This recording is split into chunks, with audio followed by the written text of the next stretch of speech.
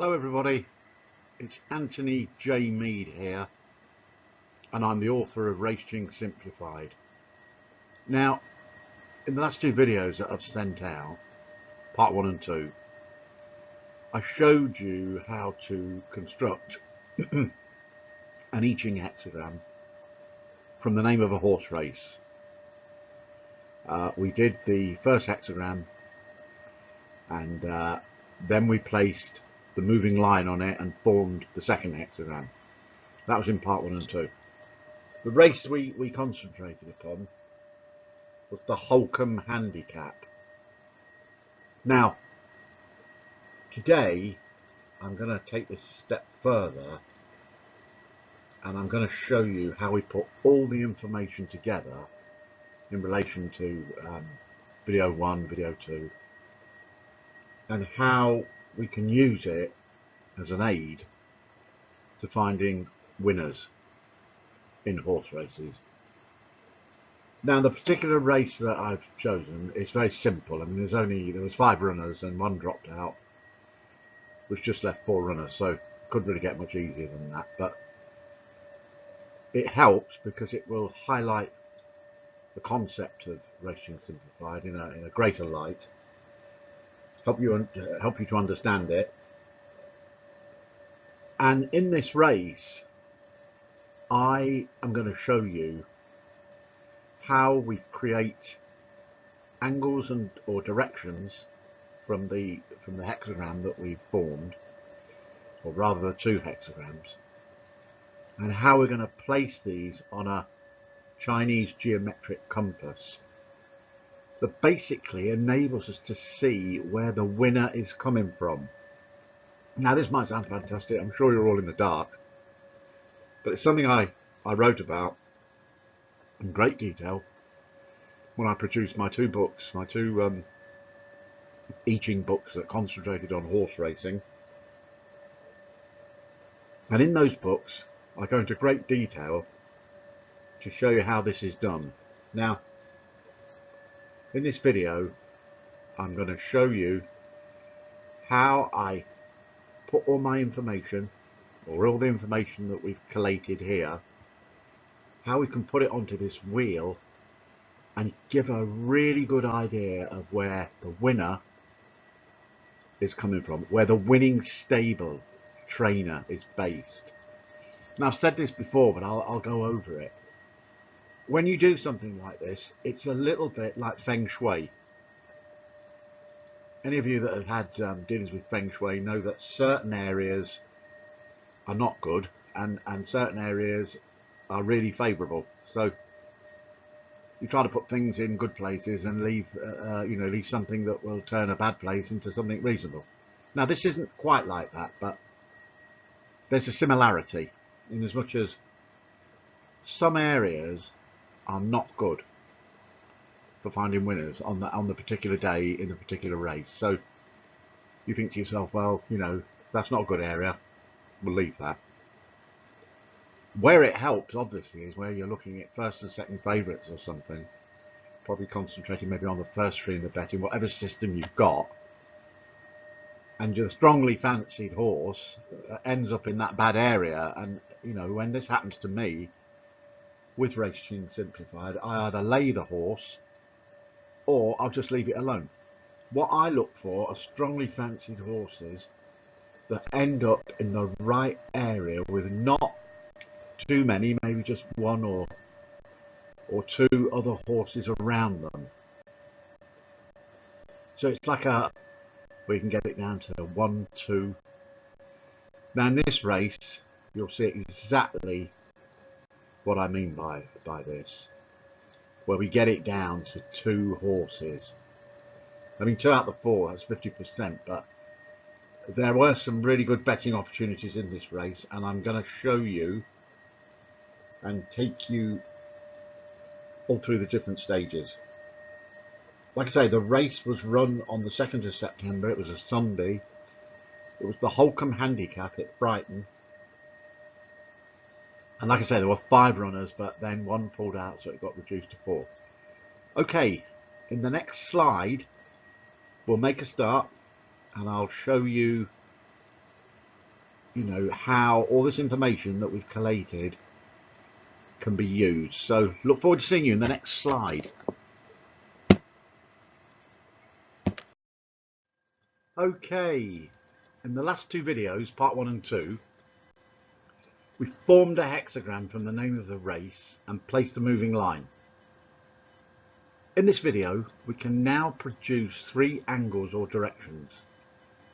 2 angles can be created from the 2 trigrams kun that make up the first hexagram, number 2, and there it is in the top part of the slide lot. The other from the later hexagram trigram, chen, created by the moving line, number 24. Now, if you're still not sure about what we're doing here, then go back to video part 1 or purchase the Raceching Simplified book from Amazon. But basically what you've got here, look, the 2 red arrow pointers represent angles on a compass that have been created from that top hexagram, look, kun. The 2 trigrams, the 2 sets of 3, look, 3 lines, have created those 2 arrows. You've got one in the southwest that's going southwest, and you've got one in the northeast that's pointing southwest. Don't worry too much about that. They're the 2 angles that have been created from that hexagram. Now, the bottom little picture, look, hexagram 24, Fu, that was the later hexagram that's been created from the 1 moving line in the top picture, look. That represents 1 angle. The bottom 3 lines, look, chen, in hexagram 24, the bottom trigram, chen, creates that angle. It's in the west and it's basically pointing east. You don't have to worry too much about this stuff that I'm quoting at the minute, in terms of where they are, south, west, east, whatever. Just concentrate on the fact that those 2 hexagrams that you can see in this slide have created, through the application of 1 moving line, 3 angles.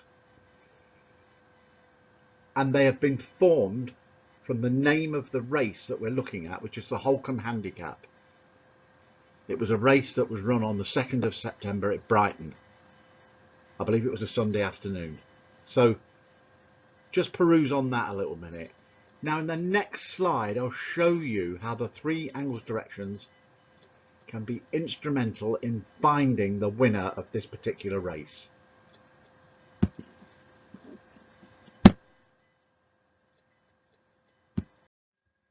The trigrams form angles directions. We use a geometric compass. Now let's look at this compass, look, this geometric compass first on the right hand side. It's just one big circle. It's got all the directions around it. And all the hexagrams of the I Ching are spread around the circle, look. You can see it. So all those little numbers are the hexagrams of the I Ching, distributed around the compass. The compass is divided into 4 parts, representing Great Britain.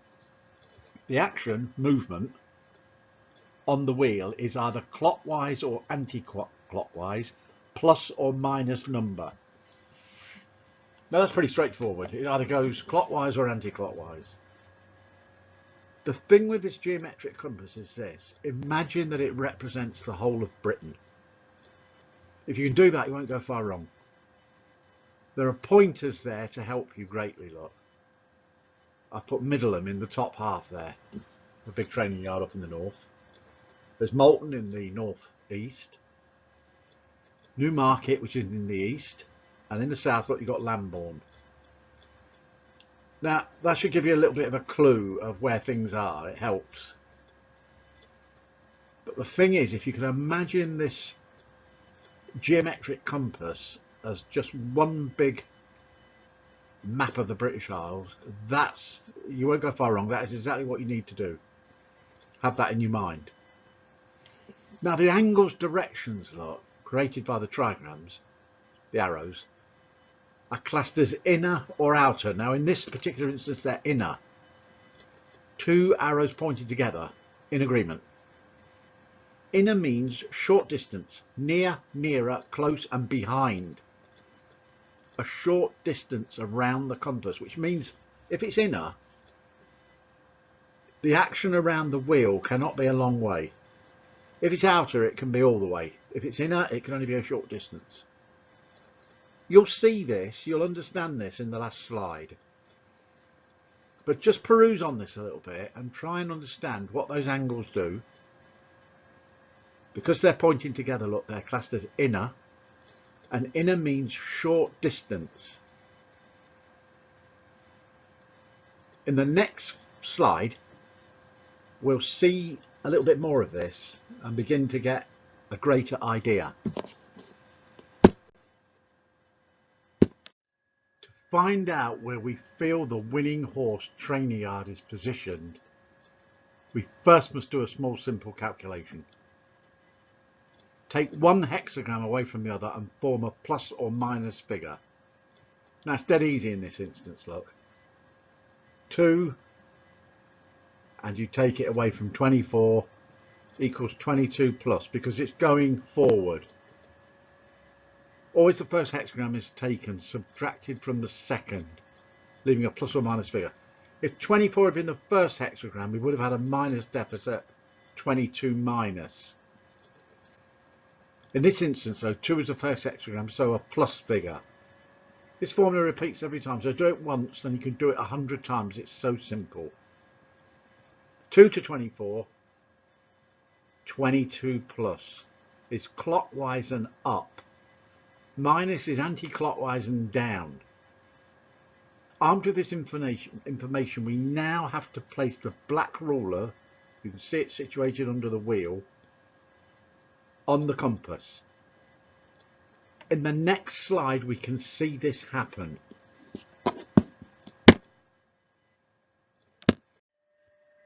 How to put it all together. Now, you've got a race card there, look.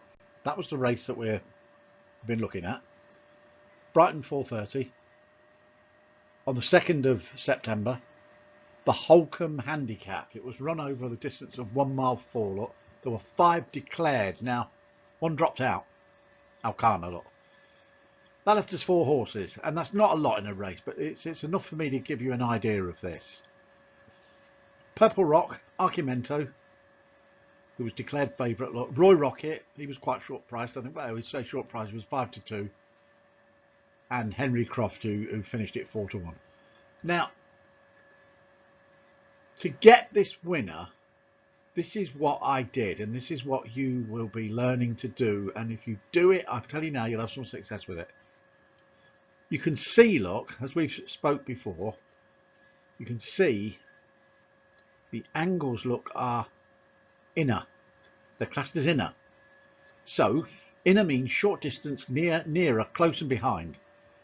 A short distance around the compass or slightly back. Now let me explain. You take the ruler, look, the ruler, can you see it?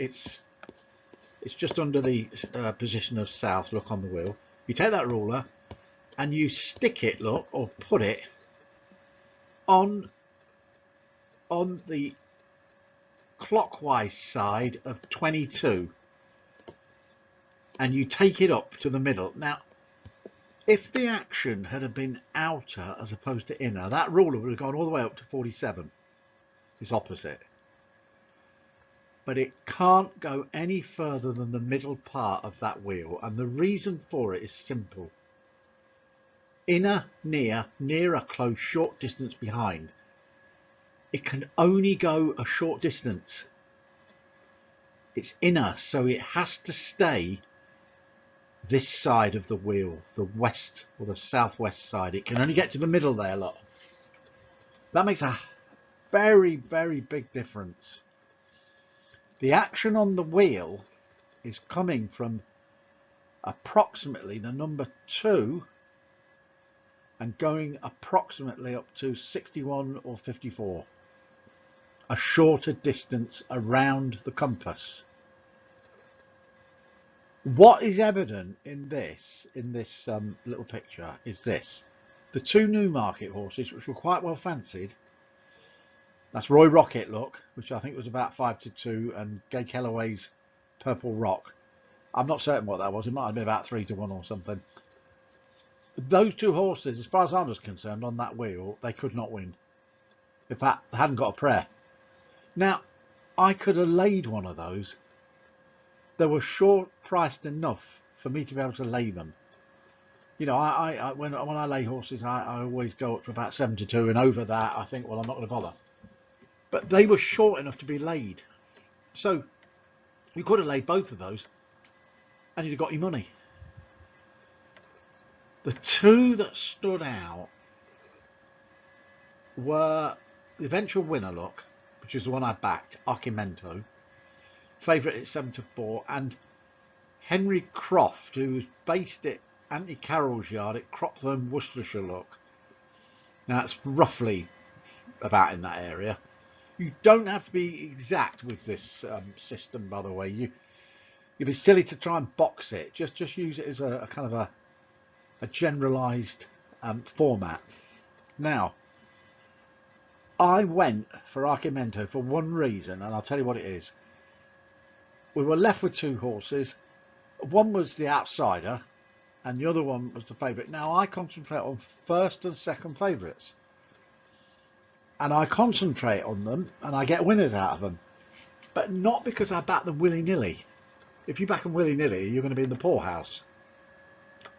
The reason I back them is because I've got this. I've got this leading edge that will tell me if it's got a really good chance. I mean, correct me if I'm wrong. I'm just an armchair punter, so I don't know too much about horse racing. I know a lot about Raceching, but I don't know too much about racing. But over the years, I've come to realise from listening to a lot of other experts that first, second and third favourites are usually where the winners are coming from. In fact, again, don't quote me, but I think there's a 50 or 60% strike rate for the first three in the actual betting, in the betting forecast. So, you know, using that guideline, I stick to first and second favourites, and what I look for on the wheel is where either one of them, not both of them, one of them is in a position, as Archimento was, where it's just about within range of the area, but away from the other horses. So if Roy Rocket was the second favourite, and I think it was, that had got no chance. It left my favourite in a very, very good position. Just to reiterate again, look, that ruler does the job. It goes from 22 to the middle. The inner action is just a little bit in front of the ruler. Like I say, going up to about the number 61 or 54, look. And because the action can come from behind, then we're starting roughly round about the number 2. Now, William Knight's horse is based at Patching in Sussex. Now, it's not quite in our area, but by golly, it's not far off. It's definitely worth considering. It's just about in range as far as I'm concerned. So it's worth considering that. And I had a bet on it. And I got the winner. And I'm proud to say I got the winner. And Henry Croft came second. So there's first and second. Now it was a 4-horse race, so he wouldn't have got anything. But I think, again, don't hang me for it, but I think in the morning Betfair were offering 2 places, so you would have got something. Albeit the fact there would have been a reduction fee because of the non-runner. But you can see the potential of this. It's a mega aid to deciding whether you should get the betting boots on and go in on your first or second favourite, or give it a miss, or lay it. Like I said, if I'd laid Roy Rocket, I could have made a little bit of money there. It was definitely worth it. I tell you now, I knew instinctively by using this, the amount of times that I do, I knew Roy Rocket and Purple Rock were dead in the water. I just knew it. I thought they're not going to win, and they didn't. So this is where you can really rely on your judgment.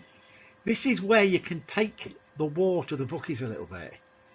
They don't understand this, and okay, possibly you don't at the minute, but you can damn well learn. You can certainly learn, can't you? And you've got me to help you. So this is how I did it. I mean, this is just a rough sort of a rough guide. I've not spent loads of time on it. I've not drilled you to the point where you've got bored. I've just shown you the basics of this. Hell of a lot more to it, a hell of a lot more to learn. But if you really take this to the limit, you can make yourself some money. There's a lot in the Raceching book. There's a section based on numbers, symbols, and then there's these directions. And it's these directions that really are the creme de la creme. If you only learn the directions and you apply it to your little system of whatever you do, you know, like I say, I'll concentrate on first, second approach, but people got lots of different things like travelers or something or whatever. If you concentrate on your system, you will get more winners.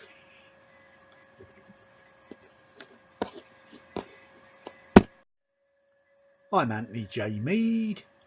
I'm the author of Raceching Simplified, and it's available from Amazon bookstores, Kindle format or paperback. Thank you for listening to this audio video.